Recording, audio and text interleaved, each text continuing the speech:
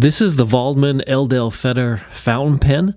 It comes in a black cardboard box, which the lid lifts off, and inside is a black leather box for the pen. It has the Edelfeder logo engraved on the box lid, hinge style lid which lifts open.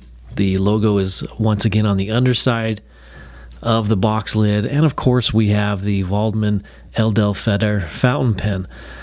Sterling silver on the pen, on the cap and end of the pen. It has the Waldmann logo on the top of the cap. It has a black painted ring at the top of the cap with a metal clip, and at the bottom of the cap it has engraved on the back "Made in Germany" and the Edelfeder logo. It is a threaded cap that unscrews and will post on the end of the barrel of the pen. It has a matching sterling silver section with a stainless steel nib and a black feed on the back. It is a cartridge converter style pen.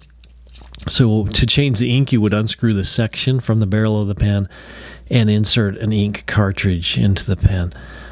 There's not any converter included with the pen, but there is some ink cartridges under the false bottom of the box. There's a box of Waldmann ink cartridges as well as the warranty card for the pen.